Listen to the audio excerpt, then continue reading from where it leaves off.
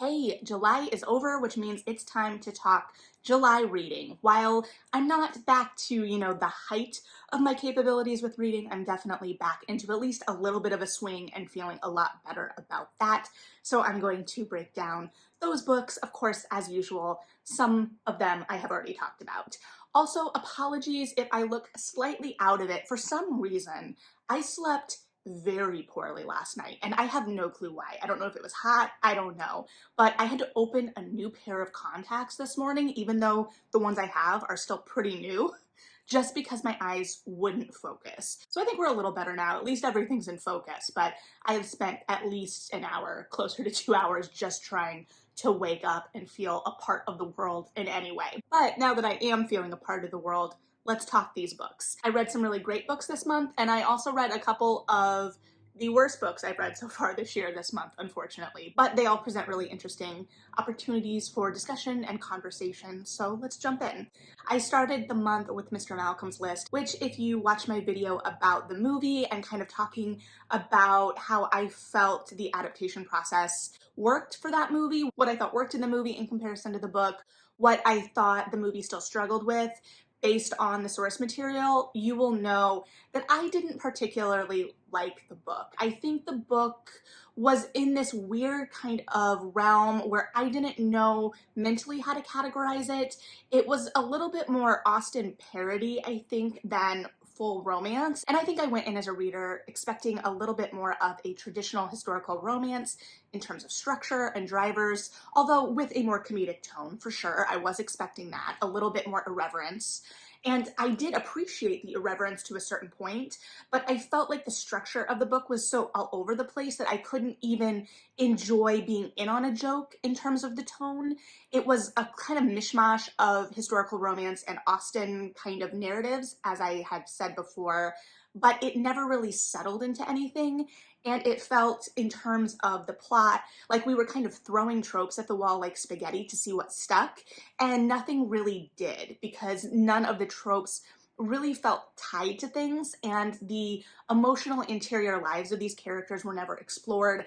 I didn't respond to the prose around the dialogue. The dialogue was the dialogue, and some of it was lifted verbatim for the movie, but I just felt like it was trying to do too much in terms of plot and tropes without connecting us as readers to these characters in a way that made us care about what was going on.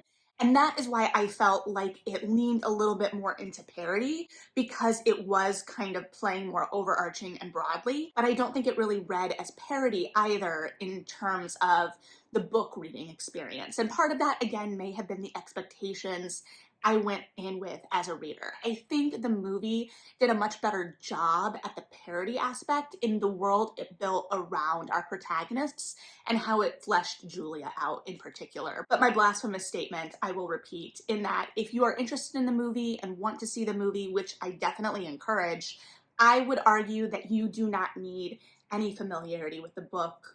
I don't think it's necessary. And as I said, I think the movie solves a lot of problems from the book, and anything that was a little bit lackluster in the movie, or I would have liked to see delved and expanded and fleshed out even more, were limitations that existed in the source material. So that is what it is. But if you're looking for a historical romance, I would point you in another direction, unfortunately. And then we're gonna stay in the romance realm for a book or two. And the next book I read was Book Lovers by Emily Henry. This is, of course, very buzzy. Emily Henry is an incredibly popular author in the romance space right now, and I'm very happy for her. It's been interesting, too, to watch that jump from young adult to very, very popular contemporary adult fiction writer. And I think she has carved out a voice and tone in these contemporary romances that is very specific to her and really resonating with readers, and it's really great to watch. As the title would imply, with Book Lovers, this is a book that is really a love letter in some ways to readers.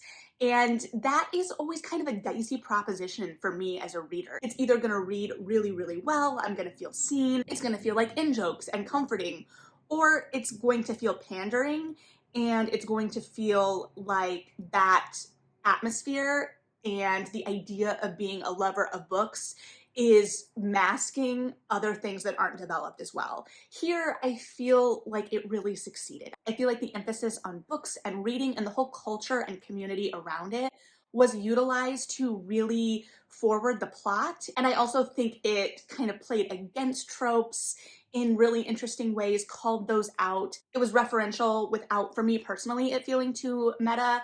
I think that for some people, maybe there is a line there that the book may cross, but for me, it really worked. And as I've said before, I'm not a huge small town romance reader, or at least I've never considered myself one.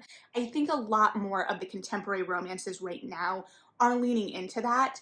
And when you've got like these trade paperbacks. But when I say I don't consider myself a small town romance reader, I am still thinking in terms of like romance subgenres, especially in mass market, because that's how I came up in romance in terms of how I approach the reading, because that's how I came up in romance. But I really responded to the small town depiction in this because it didn't overly romanticize it. We knew we were playing against the powerful woman from the city finds love in a small town trope, or complicating it at the very least, because to some extent it happened. But it also didn't feel like we were making fun of the town, and a lot of Charlie's struggles and history and resentments that are associated with his time and growing up in this town felt very real for the idea of a small town. So I thought it really succeeded in that aspect. If you're looking for other romances that are set in small towns, and that's definitely a factor, but it's not like the main thing, I really responded to the depiction of the small town in Jen DeLuca's Well Met series. Still need to read the last one, but that felt very familiar to me. And maybe it's because there are so many teachers in that book and I grew up in a school system, but that one really resonated with me as well. So if you're looking for something after this and the small town aspect is what really compelled you to a certain extent, I think that that might be a place to go next if you haven't read that series, but definitely enjoyed this one. Very interested to see what her next book that was recently announced is going to look like. And then I read The Fastest Way to Fall by Denise Williams. I will admit I was kind of putting this one off because it deals with running and exercise and does have a plus size fat heroine. And I was worried about that. Not that I don't trust Denise Williams, but it can be a really fraught conversation. And knowing that the love interest was a personal trainer, I was just like, I don't know how this is going to be handled. So I held off for a bit. But I really enjoyed How to Fail at Flirting earlier this year, as heavy as some of the themes of that were. And so I was like, okay, I'm interested. I want to read more of her. So I picked this up. This is also set in Chicago, so Denise Williams is just giving me, more reasons to be like, where's my meet cute? I will say a lot of the interaction between our love interests in this at first happens through messaging. So it's like a modern version of an epistolary novel.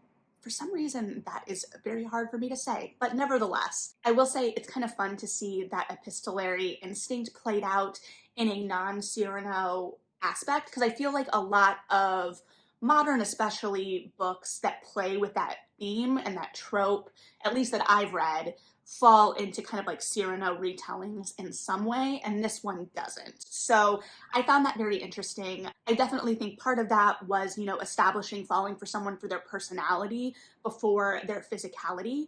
And I think there's something interesting there. And I like that the book obviously wasn't focused on weight loss. The only thing that kind of frustrated me in this book was Britta had a competition with her coworker of a sort, so they were both trying out these rival apps, which was kind of the conceit of the book. But there was a promotion on the line, and they had been kind of set up as rivals. And come to find out later in the book, there was some kind of power plays by a former coworker that set them against each other initially, and they realized that and started to form a friendship. And when something happened that Britta felt jeopardized the promotion for her, which to be fair was a larger set of circumstances, she immediately kind of reverted to expecting this coworker or accusing this coworker. And while I understand the instinct, and when you've spent so long disliking someone, you will kind of go to that place of expecting them to have done the thing that hurt you, I didn't totally appreciate it. I felt like it made Britta feel as a protagonist a little pettier and not as emotionally mature. And I think that there are ways that that could have been explored a little differently where the instinct is the same, but it just felt a little childish at certain points, and people can be childish. But I really liked where the conversation had been going, where these two rivals, which is already kind of a propulsive storyline, they weren't like mean to each other, they were just competitors in the workplace, but they realized that they had been set against each other through machinations of someone else for that person's gain. And they were like, no, F that. We're both smart and talented, competent women, and that's why we were a threat, and we're not going to play into this. And like I said, I realize it takes time to heal that kind of history. So I don't know. I just wish that that had been maneuvered a little differently at the end, I guess. But overall, really enjoyed this. And then I read Maria Maria by Maritza K. Rubio.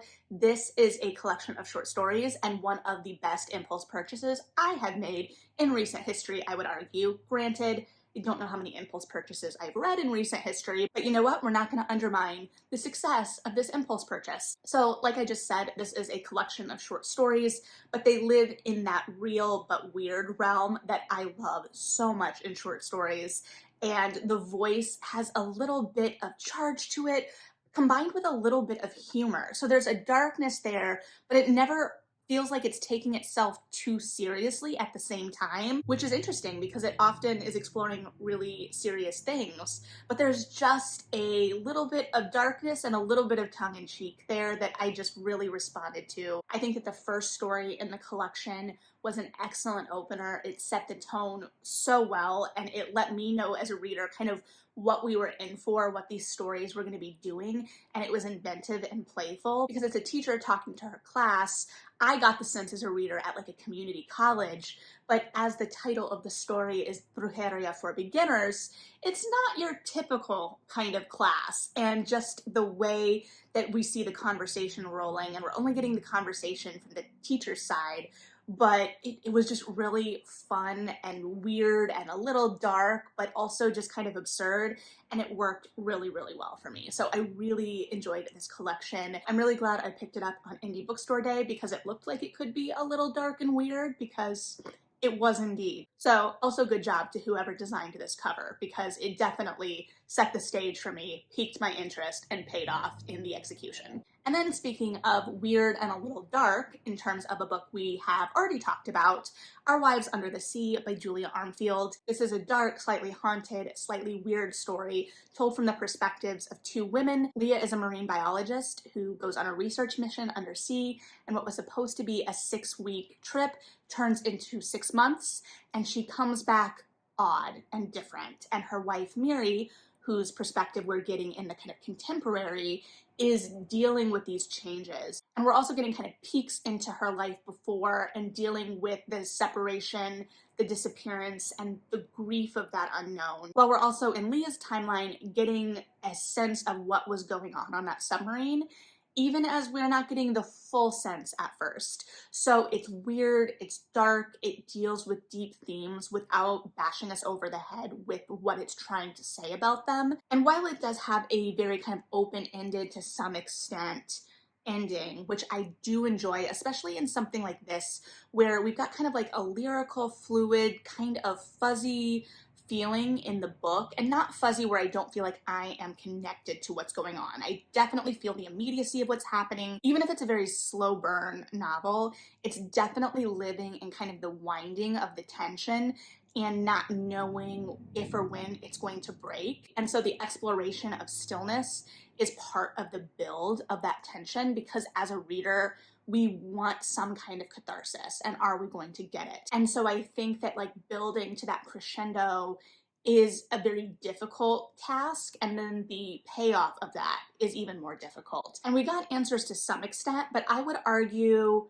that we may have gotten too many, and it undermined, for me, a little bit some of the mystery of what had been built up. I'm not completely sure. It's just there was a reveal in the later part of the book that made me go, oh. And then also like how and what, and it wasn't awful, but it wasn't what I was expecting. Not that we have to play into expectations, but I don't know. If you've read this book, I'd be very interested to hear your reaction to the ending and what you thought about it. Not the ending, but I think if you've read it, you'll know what I'm talking about. So still very much enjoyed my time with this book, and definitely think it is worth a read, especially if you're looking for something that kind of sits in that stillness and that tension and that unknown, and kind of builds this rich interior emotional world for these characters through that. We get a sense of the grief without it ever feeling super explicit. So definitely worth a read and definitely an author I'm gonna keep my eye on. And then I reread Jane Austen's Persuasion before watching the movie. Not this edition, even though I checked it out of the library because the cover's a little dirty and I didn't like it. So I bought it on my Kobo and read it there. But hey, I've still got my library copy out because I'm taking books back today. I am glad I reread because I hadn't read Persuasion since high school, and obviously I wanted to have a sense of the world and a sense of Anne as a character. And because the movie did Anne so dirty, I'm glad that I had a sense of her from the book.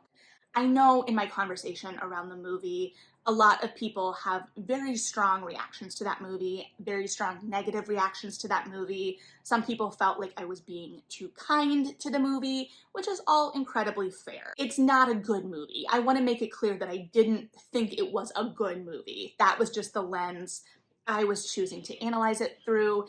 And I realized too, I didn't talk about that gosh dang octopus monologue that has haunted me. I don't know why it was there. The tone of it was so off. I think that monologue is really strong evidence for how the movie was kind of turning Anne into like this quirky, I don't even know what, when the Anne in the book is very reflective and internal and also duty bound. She sees the absurdity of her family, but she still cares for them and respects them to a certain extent, because why did she turn Wentworth down in the first place? And the movie never feels like it really unpacks that backstory. While it tells us about it instead of showing us, it never really feels like a choice that we understand why it was made. And in the book, I understand why that choice was made. And the lingering regret of it feels like a much quieter, stiller sorrow, which in many ways is worse. This idea that Anne's life is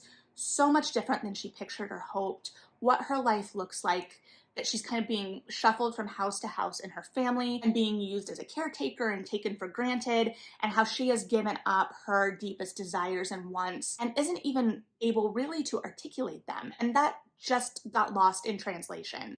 And I think that, like I said, they were trying to make decisions that led us as viewers into Anne's internal world. And I think part of the problem there is that as readers, we don't really get a sense of her internal world too deeply. So this is a novel that really looks at regret with a maturity and a distance, and how moments can kind of shape the trajectory of our lives, while balancing and contrasting that against a kind of searing indictment of essentially flex culture. So again, I'm not an Austen scholar, but for me as a reader, it's this really delicate balance between this absurdity and this really grounded, deep, emotional interior world. And I think that that is a really difficult balance to translate on screen. And unfortunately, I just don't think it worked. It got the tone wrong. At the end of the day, I think it just leaned too far into the absurd and didn't really ground us emotionally in a way that when it was trying to deal with those emotions, it ended up feeling a little overwrought. So definitely worth a read if you haven't read it yet. And it manages to weave a lot of plot and revelations and happenings in a little bit of space. There is a lot more action, it felt like, here. So definitely worth a read if you haven't read it yet, and it manages to weave a lot of plot and revelation in a little bit of space. And then the last three books I have talked about in Feature Fridays, so here we go. The Dead Romantics by Ashley Poston. This is a contemporary romance, contemporary slight paranormal romance, slight rom-com. This deals with the ghostwriter of a very popular romance novelist who is struggling to complete the last novel she is under contract for. And after a frustrating meeting with one of her new editors, she ends up having to go home to the small town she's been avoiding because her father passed away.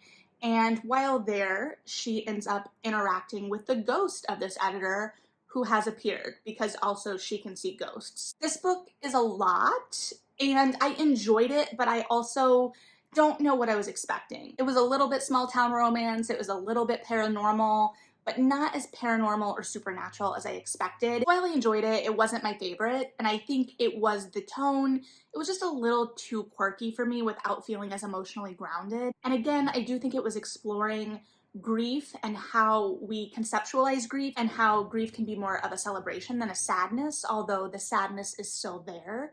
But nothing felt like it was fully delved into. And the romance didn't feel like the main driver to me, which is fine.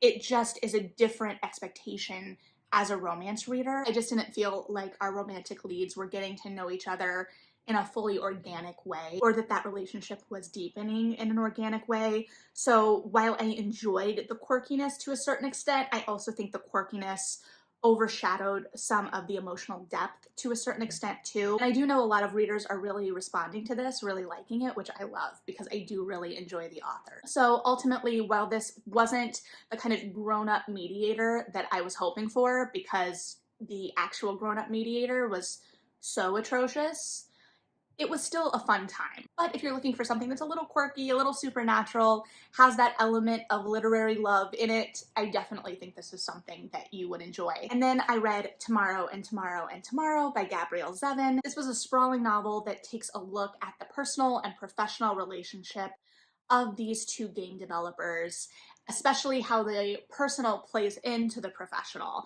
because we are getting a kind of more zoomed in look, and the success and the response and all of that is happening on the periphery. We get a sense of how that response plays into the interpersonal, or plays into how these characters are viewing their work, or may feed into resentments that are building, this, that, and the other. But it definitely feels focused on this personal journey. And in some ways, it's also kind of like a nostalgic look at gaming and the history of gaming. You can kind of track from the 80s through to where our protagonists are in their mid-30s and see how gaming kind of developed over that time, how the storytelling of gaming kind of developed over that time. And the storytelling in the book definitely shifts with the storytelling of gaming and the games that are being featured in the book. And while it doesn't go as experimental as I kind of hoped it would, it definitely does play with form, and the form of the different sections, as I have said, kind of mirror the games in that section. Our most experimental sections kind of coincide with emotional upheaval in our characters' lives, and a kind of disconnect from reality that I think was really smart and helped, I think, forward the story of those characters. Now, because we're jumping around so much in terms of time, it can feel bogged down at times, or we can, as readers, or I could feel as a reader, a little disconnected from some of those resentments because of the jumps in time and not having that kind of time for them to simmer and build. And they're definitely natural kind of creative and interpersonal resentments and tensions, but because they're kind of those small build items, when we jump, it can sometimes feel like our characters' reactions are a little bit more extreme. Not a complete deal breaker by any means, but just kind of a finessing of the structure. And while I do think that it could linger in certain portions a little too long, where I got the sense of, okay, what are we doing here? When I got to the emotional climax, I definitely understood why we had to sit in those sections a little bit longer, what we were doing, and we were kind of establishing all of that so that that turn, we could feel the weight of that and the impact of that. Now, does that make this feel a little emotionally manipulative at times? Maybe. And especially because of the suddenness of that turn, how it was set up in the narrative to feel like we were building toward one thing, a different thing happened. I'm being very vague on purpose, I apologize, but check the content warnings if you need to on this one. So while that turn could feel out of nowhere in some aspects, I do think that that is the reality of those kinds of events. And I think our narrative brains have trouble reconciling that, or at least mine does. And it is a more difficult thing to read about. And I do believe those events are part of the larger conversation, especially around gaming, that can be had. I don't think the book has that conversation as deeply. It really focuses on the personal. And while I appreciate it not feeling didactic, I do wish that it had explored that just a little bit more. But overall, the characters in this are really flawed and engaging creatives that are striving towards something, and we can feel that early 20-something drive in them at the beginning of the book. I love this idea, as I've said, where I said in my Feature Friday, of how it explores that time in your life and how your kind of vision and drive and enthusiasm outpace your abilities, and watching the creative process through this form of storytelling, and how the narrative literary book form of storytelling can serve or explore this other form of storytelling. There's a lot going on here for sure. And while I wish at times that the narrative was a little bit more experimental in terms of form, I do think it was still experimental, and I think it's still a very accessible, readable voice that really pulls us into the characters and what's going on here. So I think that it has a larger appeal because of that. So definitely want to keep your eye out for, and if you've read it, I would love to hear your thoughts on this one for sure. I will say it did have me crying on my couch, like sobbing on a random, like, well, I don't know, Wednesday. And I don't know why I expected different. I mean, I do know why I expected different. I don't think Young Jane Young made me cry, but it made me cry. So know that as well. As much as I say that the time jumps could take us out of the emotional immediacy and that build, I was still emotionally invested. Don't let me lie to you in any way. Now, are there larger conversations that could be had about that emotional investment? Yes, but we're not going to have those right now. But overall, I really enjoyed this reading experience and would encourage you to check it out if you are so inclined. And going from a reading experience that I enjoyed to one I did not, we have La Vonna by Ottessa Moshfegh.